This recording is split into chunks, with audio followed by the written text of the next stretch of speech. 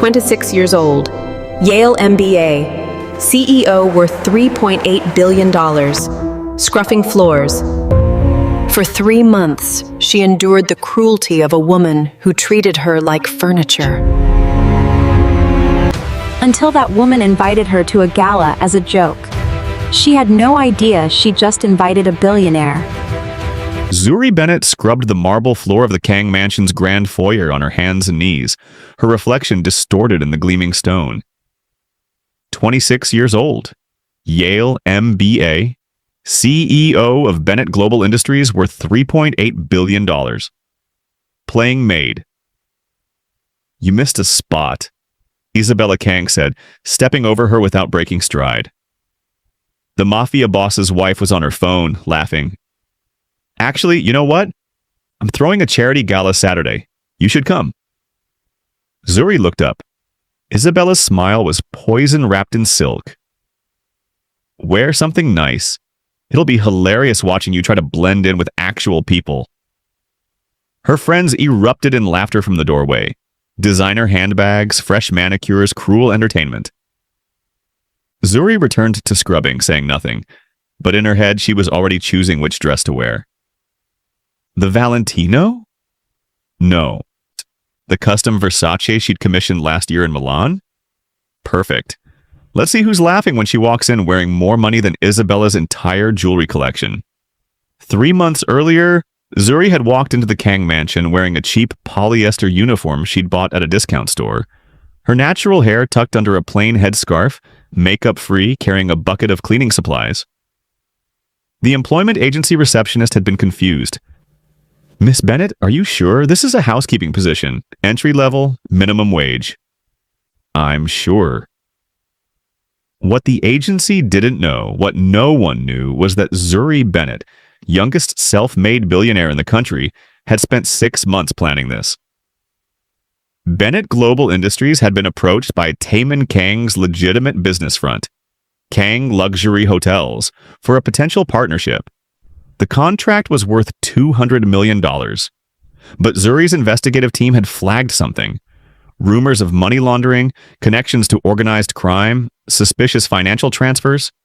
She could have sent lawyers, hired investigators, done the safe, sensible thing. Instead, she'd gone undercover herself. If I'm investing $200 million, I need to see the truth with my own eyes. Now, 3 months in, she'd learned plenty. Taemin Kang ran a tight operation, legitimate hotels masking carefully concealed illegal activities. He was ruthless in business, but surprisingly ethical with his staff.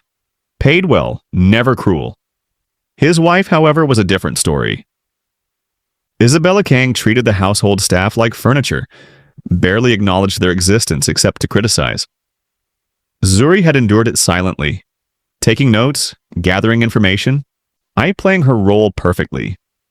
Until today's invitation. Mrs. Park, the head housekeeper, found Zuri in the supply closet that evening. You okay, child? The older Korean woman's eyes were kind. I heard what Mrs. Kang said. That woman has no class. Money can't buy decency. I'm fine, Mrs. Park. You're different from the others. Mrs. Park studied her. You speak too well. Your hands are too soft. Who are you really? Zuri smiled. Just someone who needed a job. Mrs. Park didn't believe her. Well, whoever you are, don't let that terrible woman break you. I won't. Breaking wasn't in Zuri's vocabulary. But revenge? That she could work with. She's a billionaire CEO scrubbing floors and the mafia boss's wife just invited her to a gala. As a joke? Drop a heart if you already know this is about to be epic. Zuri is playing Maid, but she's worth $3.8 billion and nobody knows. Hit that like button and subscribe to Korean Mafia Tales because when she shows up in that custom Versace, Isabella is going to regret every cruel word. Mrs. Park already suspects something. This undercover mission is getting interesting. Dave, Taemin's head of security, cornered Zuri in the kitchen 2 days before the gala. Okay, I know you're not really a maid, he whispered, glancing around to make sure they were alone. Zuri froze mid-polish of a silver candlestick. Excuse me? Lady, I've been doing security for 15 years. I can spot a fake ID from across a room. Yours is good, but not perfect. Dave leaned against the counter, arms crossed. Plus, you slip up. Last week you referenced a Harvard Business Review article that came out 3 days ago. Maids don't typically read HBR. Zuri set down the candlestick carefully. Are you going to tell Mr. Kang? Depends. Are you a cop? FBI? Rival family? None of the above. Then what are you? Zuri studied him. Dave had kind eyes despite his intimidating build. She'd watched him for 3 months. Loyal to Taman, respectful to staff, honest. I'm conducting due diligence, she said carefully. Business investigation. Dave's eyebrows shot up. You're corporate? Here? The less you know, the safer you are. Too late. I already know too much. Dave grinned. So this gala thing. Mrs. Kang invited you to humiliate you, right? That seems to be the intention. Are you actually going?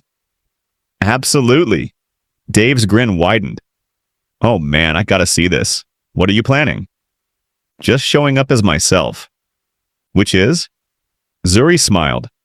Someone Mrs. Kang really shouldn't have messed with. I like you. Dave pushed off the counter. Okay, here's the deal. I won't blow your cover, but I'm helping. You need a ride to this gala? Security? Someone to capture Mrs. Kang's face when you walk in? Why would you help me? Because Isabella Kang is terrible, and I've been waiting 3 years for someone to take her down a peg. Dave extended his hand. Partners?